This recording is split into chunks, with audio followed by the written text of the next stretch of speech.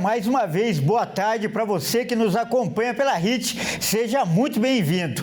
Nós estamos ao vivo, agora são 15 horas e 30 minutos pontualmente pelo horário de Brasília. Eu sou o Kleber Werneck e a partir de agora você confere comigo as principais notícias nesta edição da tarde do Redação HIT. Nós vamos começar essa edição falando ao vivo do centro de São Paulo, onde aconteceu hoje uma operação contra a recepção de celulares roubados. O Caio Veríssimo está por lá e vai trazer mais informações para a gente. Boa tarde, Caio.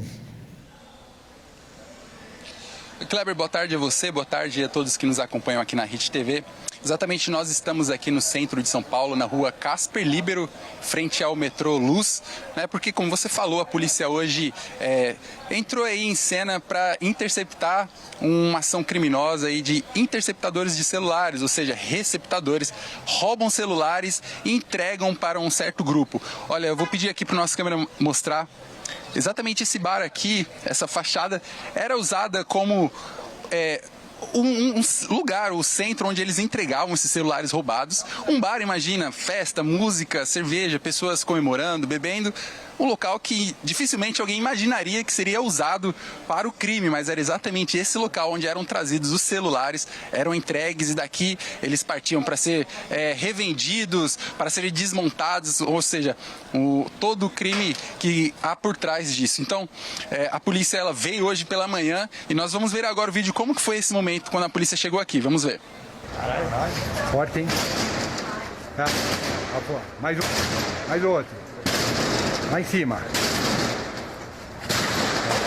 Vai lá, pode ir lá. Cuidado aí. Joga! Não paga 31? Tá no ar,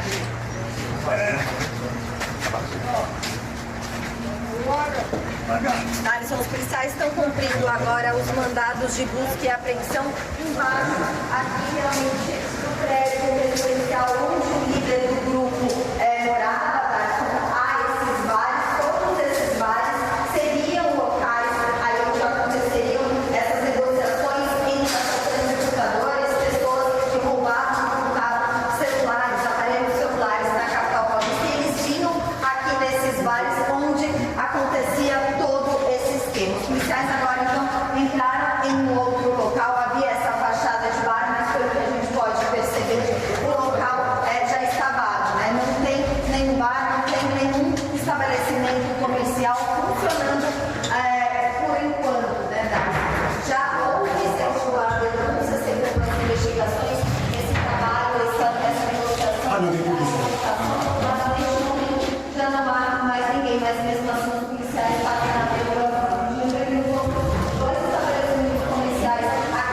Pois é, Kleber, olha só, a polícia então chegou aqui, conseguiu fazer essa busca, conseguiu prender 3 pessoas que estavam envolvidas aí nessa quadrilha e a polícia também estima que entre 20 a 30 celulares eram entregues aqui nesse bar por dia, ou seja, celulares roubados no centro de São Paulo, trazidos aqui e entregues.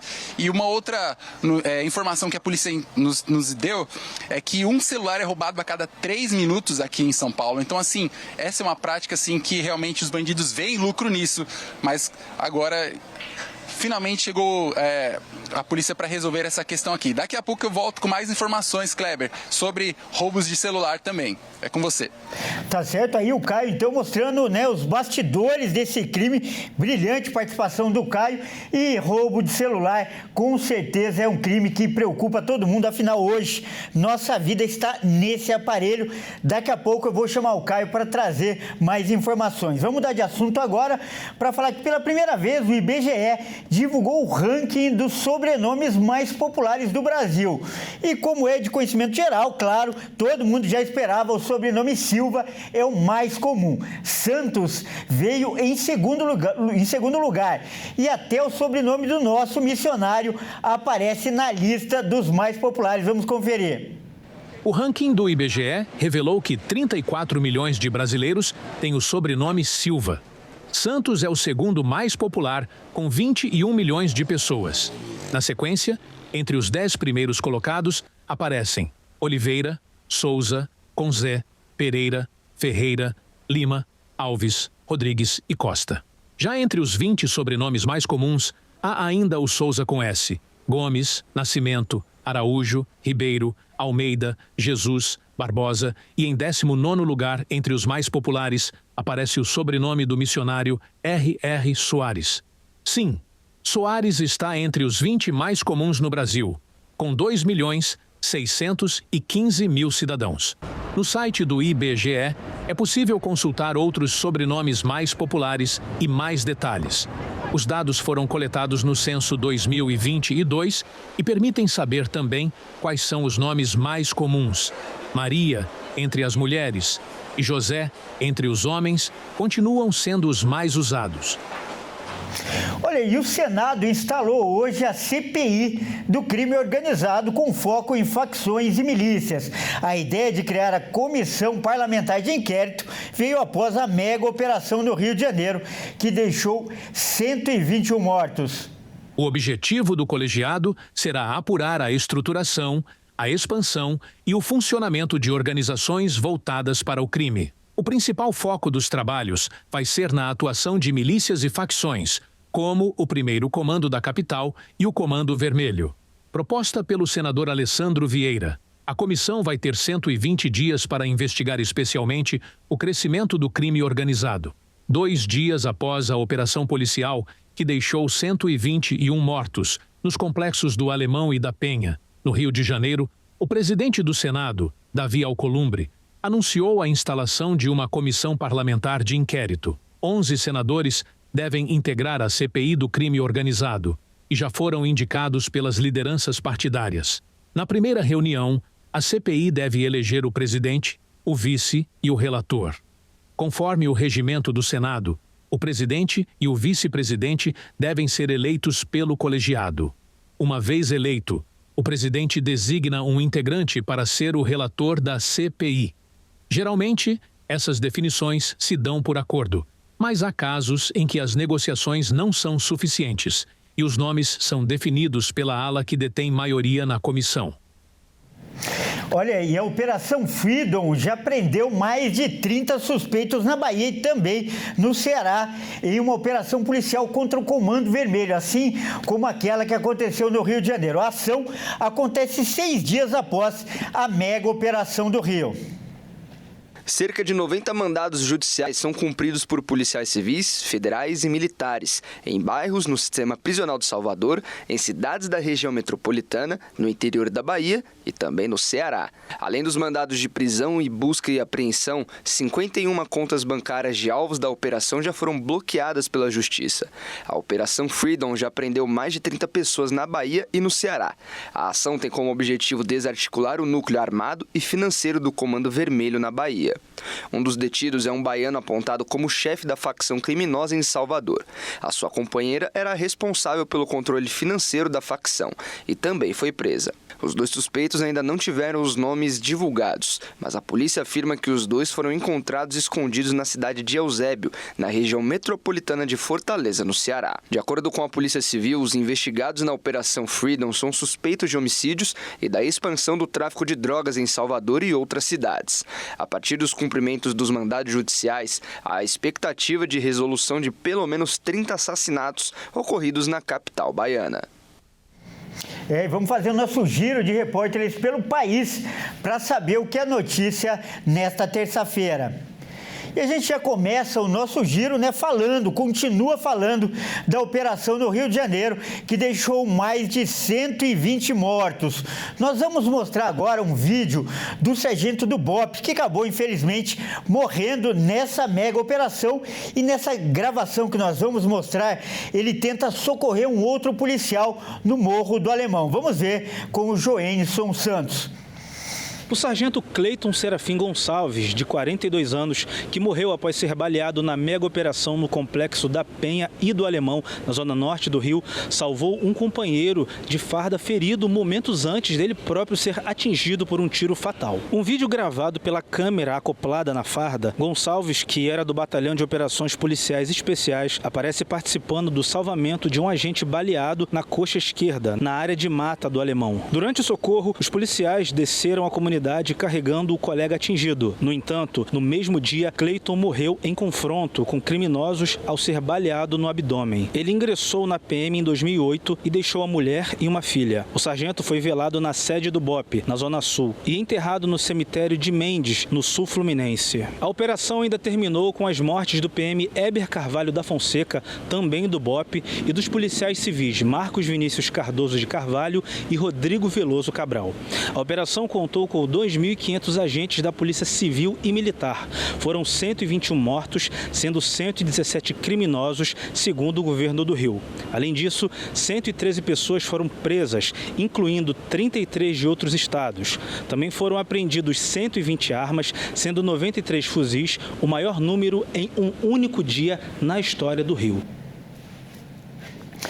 E olha só, um estudo revelou que durante a menopausa o risco de doenças cardiovasculares aumenta e a mulher tem mais chances de infartar do que o homem. Vamos conferir agora os detalhes com a Amanda Silva. As doenças cardíacas são as principais causas de morte de várias mulheres pelo mundo e um estudo revelou que o risco de infarto aumenta durante a menopausa, até se comparando com o risco de infarto em homens, superando em alguns casos. O motivo desse aumento é a queda nos níveis de estrogênio, um hormônio que protege o coração e os vasos sanguíneos. Sem esse hormônio protetor, as mulheres precisam de mais atenção aos sinais que o corpo envia.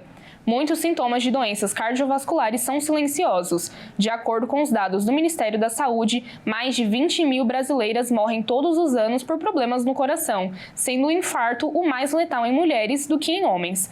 Além do desaparecimento de hormônios, a menopausa também traz alterações no metabolismo. É comum nessa fase o aumento de peso, aumento do colesterol LDL, o colesterol ruim, e também a resistência à insulina. Isso tudo contribui para o acúmulo de placas nas artérias, aumentando o risco de infarto. Quem entrou na menopausa de forma precoce, ou seja, antes dos 40 anos, também tem um risco de infarto elevado. Segundo especialistas, os sintomas de infarto em mulheres também são diferentes. Muitas relatam desconforto nas costas ou no estômago, ansiedade e até mesmo tontura, diferente da clássica dor no peito que irradia pelo braço esquerdo. E por isso, manter uma alimentação equilibrada e manter baixos os níveis de glicose, colesterol e pressão sob controle são essenciais. E olha só, dados mostram também que as mulheres ganham 21% a menos do que os homens. Vamos ver agora os detalhes com a Bárbara Benício. 54 mil empresas com 100 ou mais trabalhadores foram analisadas para o relatório anual de informações sociais, que avaliava a desigualdade salarial no setor privado do Brasil. Os dados mostraram que as mulheres recebem 21% a menos do que os homens. Em março do ano passado, a diferença era de 19% e desde então vem crescendo cada vez mais. A remuneração média das mulheres é de 3.900 e a dos homens é de 4.900. Mesmo com o aumento do número de mulheres no mercado de trabalho, entre mulheres negras e homens não negros, a desigualdade salarial é ainda maior. A remuneração dos homens não negros chega a ser 114% superior. Isso porque eles ganham em média R$ 6.300 e as mulheres R$ 2.900. A ministra das Mulheres, Marcia Lopes, comentou o quanto é urgente combater essas desigualdades mais profundas, principalmente a que afeta as mulheres negras. Segundo um levantamento, os principais motivos usados pelas empresas para justificar as diferenças salariais são tempo de experiência nas empresas, cumprimento de metas de produção e a existência de plano de cargos, salários ou carreira. Dados da Organização Internacional do Trabalho mostram que o Brasil poderia ampliar sua economia em 382 bilhões de reais se houvesse mais políticas voltadas à igualdade de gênero nas empresas. O Banco Mundial também disse que caso as mulheres tivessem as mesmas oportunidades que os homens no mercado de trabalho, o PIB global poderia crescer mais de 20%. E olha só, o Mato Grosso do Sul passou por um temporal no fim de semana. E olha só essa informação, em menos de 24 horas foram registrados mais de 1 milhão de raios. Quem traz as informações agora e a notícia completa é a Giovana Coene. Mato Grosso do Sul contabilizou só no fim de semana mais de 1.100.000 raios, que são as descargas atmosféricas que vieram acompanhadas de ventos que chegaram a quase 140 km por hora durante fortes chuvas registradas entre sábado e domingo. Na capital, Campo Grande, houve registro de quase 10.000 raios. Conforme dados do Centec, Centro de Monitoramento do Tempo e do Clima de Mato Grosso do Sul e do NetClima, a temperatura despencou de 35 graus Celsius para 19 graus Celsius. O temporal chegou a provocar granizo em algumas regiões do estado. A Energisa MS, concessionária que presta serviço de distribuição de energia elétrica em Mato Grosso do Sul, emitiu nota alertando sobre a previsão de severidade do tempo, que se confirmou nos dias seguintes. Com a força do temporal de domingo, muitos estragos foram contabilizados, como queda de árvores e estruturas. O Brasil é o país com maior incidência de descargas atmosféricas no mundo e Mato Grosso do Sul está entre os 4 estados brasileiros com maior registros de raios. As orientações em casos de situações como esta são: ao se deparar com situações de risco, como cabos ou postes caídos, não se aproximar e comunicar imediatamente à concessionária de energia ou à Defesa Civil. Permanecer em local seguro, desligar aparelhos de tomada e não se aproximar de objetos na rede elétrica. A previsão do tempo para Mato Grosso do Sul indica chuvas a partir de amanhã, que segue até o fim de semana. E você que nos assiste, você gosta de pudim? Pois é, em Santa Catarina um pudim gigante está fazendo um grande sucesso. E o doce, só para você ter uma ideia, pesa 54 quilos. Vamos ver os detalhes com a Michele Veiga. E para quem gosta de um pudim de leite condensado, né, aquele que vai no forno, tem gente que tem 1000 receitas, até tem gente que usa até panela de pressão, não recomendo não. Mas para quem gosta, na cidade de Videira, no meio oeste de Santa Catarina, uma família que tem um restaurante já tem uma tradição peculiar de ir montando e de fazer por ano um pudim gigante. Esse ano eles bateram o próprio recorde, chegaram a um pudim de leite de 54 quilos e 300 gramas, a maior edição dessa iguaria produzida pela família. Eles geralmente fazem essa competição e não chegaram até esse denominador. O pudim faz parte da tradição, né, da receita que mais de 15 anos tem essa iguaria no seu buffet desse restaurante. O pessoal foi lá, compartilhou e, é claro, todo mundo quis uma provinha desse super pudim. Mais uma iguaria aqui do estado. O pessoal tá gostando de bater recordes aí de doces e especiarias. Já tivemos o panetone semana passada, o maior de pistache, agora o pudim e por aí vai. Qual será a próxima iguaria que Santa Catarina vai bater um recorde aí? E a gente espera também recorde de sabor, né? E olha só, agora nós vamos mostrar um flagrante que vem lá do Rio de Janeiro. Uma mulher com uma cadeira de rodas motorizada. E ela foi flagrada andando no meio do trânsito em uma avenida bastante movimentada da cidade. Vamos ver novamente com o Joenson Santos. Uma idosa foi flagrada dirigindo uma cadeira de rodas motorizada em meio aos carros na Avenida Rei Pelé, próximo ao estádio do Maracanã, na zona norte do Rio. Nas imagens, é possível perceber que os outros veículos ultrapassam a senhora em alta velocidade. O homem que filmou o episódio disse que registrou o momento, pois não achou a situação normal. A infração, que teria sido filmada no último sábado, preocupou motoristas que passavam pela via, uma das mais movimentadas da região. Vamos voltar, né, a falar sobre celulares, já que a venda de celulares pirata deve causar um prejuízo de 4 bilhões de reais para o Brasil.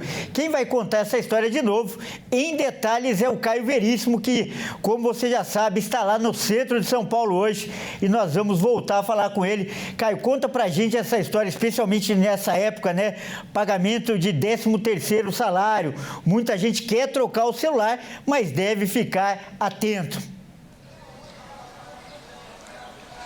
É isso, Kleber. Aí chegando o 13º, a primeira parcela, o que brasileiro gosta é sempre de tecnologia, gosta de desconto, né? Uma promoção. Então, é nesse momento aí que muito brasileiro acaba caindo no golpe, né? No golpe do celular pirata. Porque, de acordo com a Associação Brasileira de Indústria Elétrica e Eletrônica, como você falou, estima aí que a economia brasileira sofre um prejuízo de 4 bilhões de reais com esses aparelhos piratas. Por quê? As pessoas estão comprando esse tipo de aparelho que ele não tem homologação e também ele não tem o selo da Anatel, que é o que comprova que esse celular ele é um celular original, um celular realmente que possa fazer um bom proveito para a pessoa. E as pessoas estão comprando esse tipo de celular por volta de R$2.000. Então, assim, muita gente tem caído nesse golpe achando que pelo valor ser alto, é um celular que de fato seja original, mas é nesse tipo de golpe que muitos brasileiros estão caindo.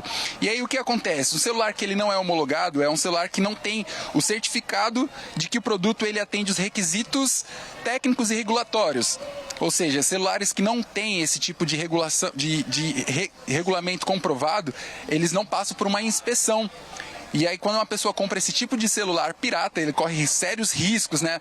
Como superaquecimento, falha de funcionamento, choque elétrico e, em alguns dos casos, que já ficaram até famosos nas redes sociais, explosão do celular, né? Deixando o celular carregando um pouco mais de tempo no quarto enquanto dorme. Esse celular ele pode explodir, olha, pode fazer um mal muito grande para a saúde da pessoa que compra esse celular. Então, aqui fica a dica, né? Como saber se esse celular que eu estou comprando, que estou comprando para minha família, ou seja, para dar de presente, enfim, como saber que esse celular ele é regulado, regulamentado, que ele tem todas as certificações. A primeira dica é, de fato, olhar o selo da Anatel no celular. Procurar essa certificação ali na caixinha quando comprar. Se existe esse selo da Anatel, ele comprova que esse celular é original. E o segundo é o preço, né? Observar se o preço está muito abaixo do comum, muito abaixo do normal. Pode ter certeza que tem algo errado nisso, porque nem o vendedor vai querer sair no prejuízo vendendo um celular tão abaixo do comum. Então, ficar muito atento a esses dois quesitos aí, e aí, de fato, poder comprar um celular que ele é regulamentado, tem todas as normas, tudo corretamente, para que não possa trazer problemas futuros aí para o bolso, para a saúde dessa pessoa. É isso, Kleber, eu volto com você aí no estúdio. Tá certo, Caio. Muito obrigado aí por essas dicas tão importantes. Vamos mudar de assunto agora, porque agora é hora de falar de esportes aqui no Redação Hit. Quem traz as informações é o Bruno Buenos, que vai entrar em nosso estúdio aqui. Bruno, boa tarde, bem-vindo, Bruno. Bruno, vamos começar falando de Libertadores, né, que é o assunto do momento. E porque nós entramos aí no mês que vai acontecer a decisão, falta muito pouco. E a Conmebol, inclusive, já divulgou mais detalhes dessa final, não é isso? Exatamente, Kleber. Tá chegando a hora. Uma boa tarde a você e também a todos que nos assistem.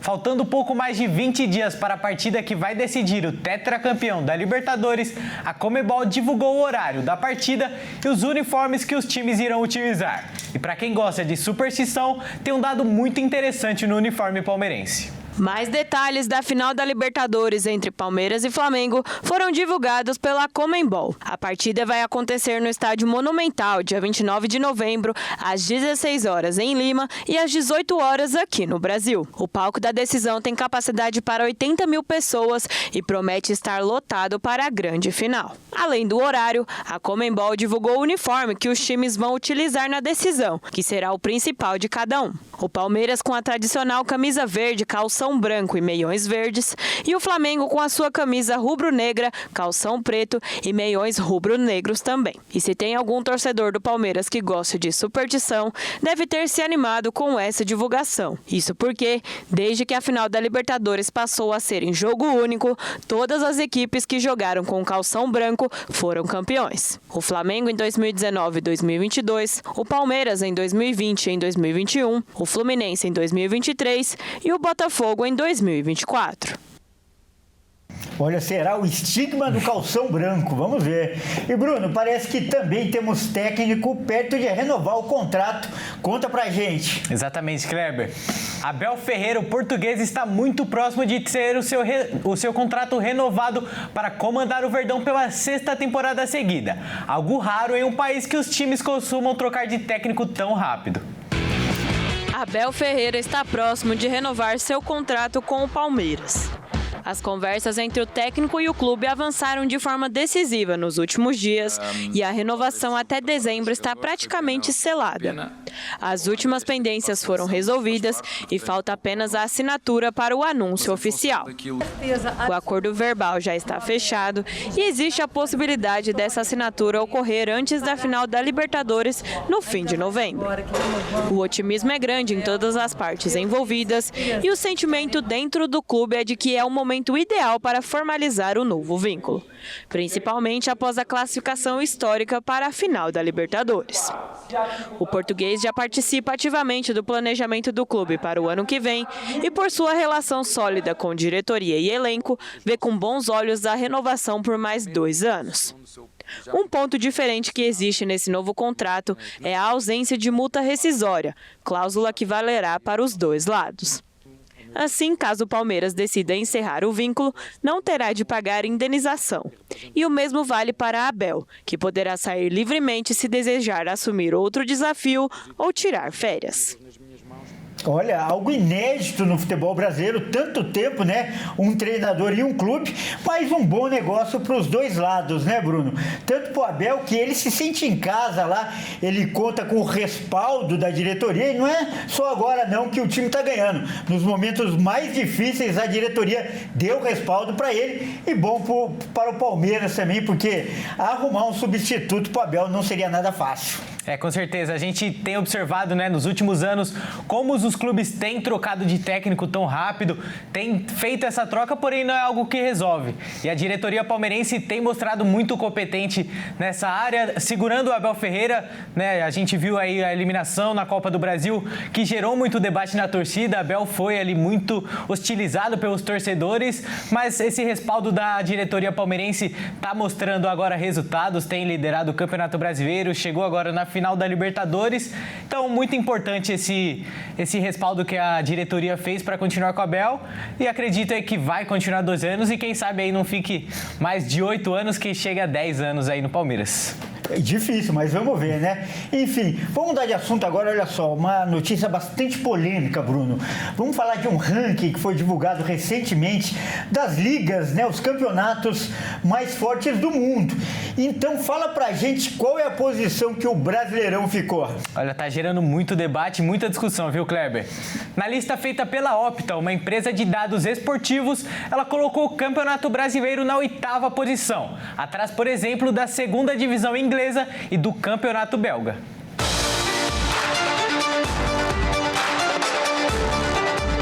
O novo ranking da Opta elencou as ligas mais fortes do mundo. Os critérios utilizados consideram o desempenho das principais equipes de cada país e estimam uma média que pode chegar até 100 pontos. O Brasileirão soma 77,9 pontos no levantamento e aparece apenas na 8ª posição da lista. Confira as ligas acima da divisão de elite do Brasil. Na primeira posição vem a Premier League, principal campeonato da Inglaterra. Em seguida vem a La Liga, primeira divisão da Espanha. Depois vem a Série A, divisão de elite da Itália, seguida da Bundesliga da Alemanha. Depois a Ligue 1, primeira divisão da França. Em seguida a Championship, segunda divisão da Inglaterra. Logo após, a Jupiler Pro League, principal campeonato da Bélgica. E só após vem o Brasileirão.